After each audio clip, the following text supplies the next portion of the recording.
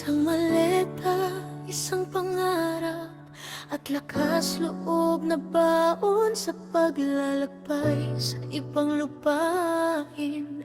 Hindi alam ang bukas, tanging panalangin ang aking sandal.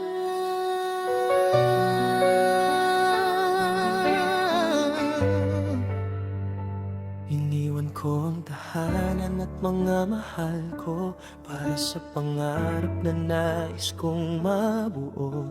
Hindi ko alam kung ano ang naghihintay,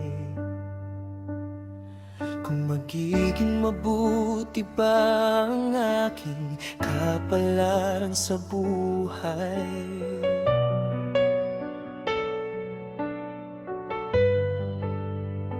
Sa bawat araw na lumilipas, pangunguli lang laging kasama ang ngiti sa harap. Kahit puso'y malungkot, dahil kailangan kong lumaban kahit ako'y pagod.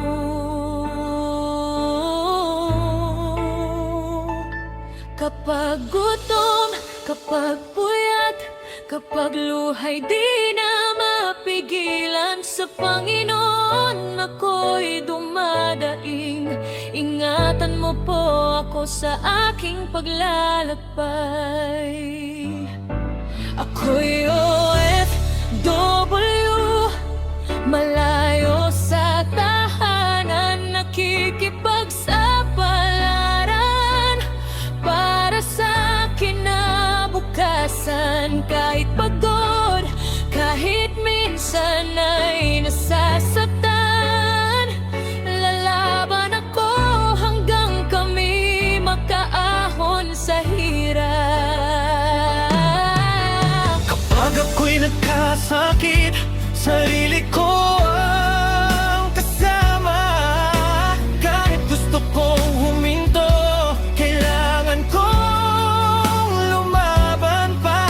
Dahil sa likod ng bawat sakripisyo at luha, may pamilyang naghihintay at umasang makauwi ako balang araw.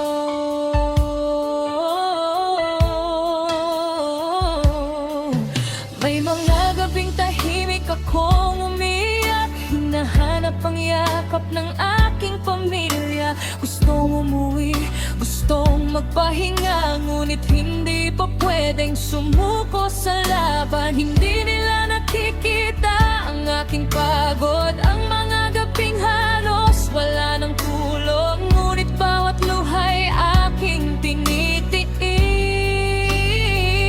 Dahil pangarap ko'y magandang buhay para sa kanila. Panginoon, ikaw ang aking sandigan sa bawat takot at pangamba sa daan. Bigyan mo ako ng lakas upang magpatuloy hanggang dumating ang araw na bungay anihin ko.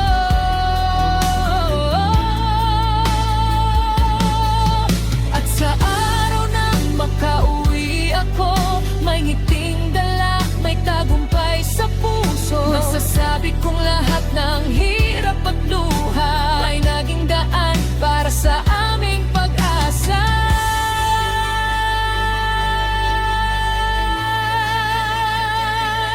Ako'y OFW, malayo sa tahanan, nakikipagsapalaran para sa kinabukasan. Kahit pagod, kahit luhang kapalit, hindi susuko habang may pangarap na nais abutin. Sa bawat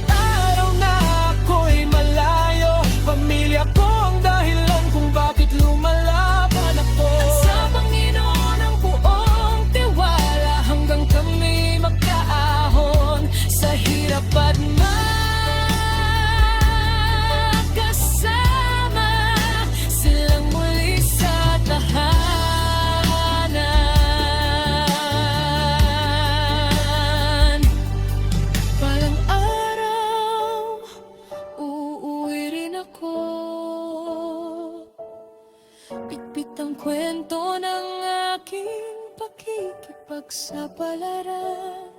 At masasabi ko sa sarili ko, kinaya ko para sa mga mahal ko.